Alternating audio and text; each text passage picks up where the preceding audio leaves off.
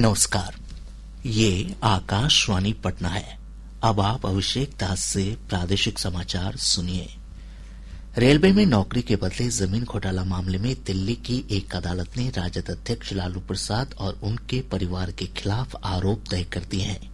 Rouse revenue court ने कहा कि लालू प्रसाद, उनकी पत्नी राबड़ी देवी, पुत्र तेजस्वी प्रसाद यादव और तेज प्रताप यादव, पुत्री मीसा भारती और हेमा यादव तथा कई अन्य आरोपियों के खिलाफ भ्रष्टाचार, धोखाधड़ी और आपराधिक साजिश का प्रथम दृष्टया मामला बनता है।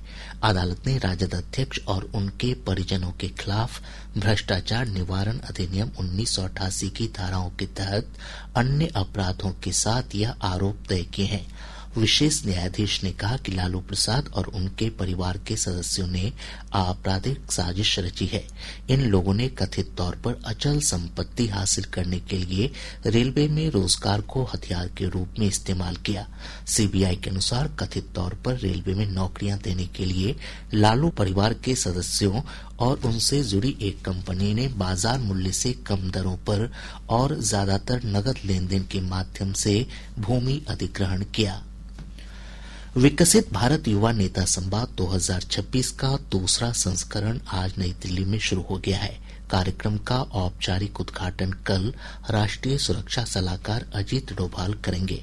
खेल और युवा मामलों के मंत्री मनसुख मांडविया ने कहा कि प्रधानमंत्री नरेंद्र मोदी इस महीने की 12 तारीख को समापन समारोह में शामिल होंगे।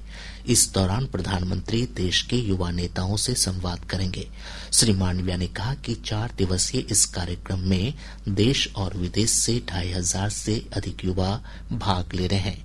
युवा संवाद में बिहार के भी 69 प्रतिभागी शामिल हो रहे हैं। राज्य सरकार ने गन्ना के खरीद मूल्य में 15 से 20 रुपए प्रति क्विंटल की दर से वृद्धि की है। गन्ना उद्योग मंत्री संजय कुमार ने कहा कि यह वृद्धि पेराई सत्र 2025-26 से ही प्रभावी होगी। उन्होंने कहा कि चीनी मिल मालिकों की सहमति से ये फैसला किया गया है। प्रादेशिक समाचार आप आकाशवाणी पटना से सुन रहे हैं। सर्द पछुआ हवा के प्रभाव से प्रदेश का अधिकतर हिस्सा कड़ाके की ठंड की चपेट में है। मौसम विभाग से प्राप्त जानकारी के अनुसार पिछले 24 घंटों के दौरान राज्य के दक्षिण पश्चिम हिस्सों में न्यूनतम तापमान में 1 से 3 डिग्री सेल्सियस तक की गिरावट आई है। अधिकांश स्थानों का न्यूनतम तापमान 9 डिग्री सेल्सियस से नीचे दर्ज किया गया। आज सबौर राज्य का सबसे ठंडा स्थान रहा, जहां का न्यूनतम तापमान 5 डिग्री सेल्सियस रिकॉर्ड किया गया। मौसम पूर्वानुमान में कहा गया है कि कल से न्यूनतम तापमान में 1 से 3 डिग्री सेल्सियस की बढ़ोतरी हो सकती है। हालांकि इसके बाद एक बार फिर तापमान में गिरावट आने की संभावना है। कल राज्य के उत्तरी और दक्षिण पश्चिम हिस्सों में शीत दिवस की चेतावनी जारी की गई है।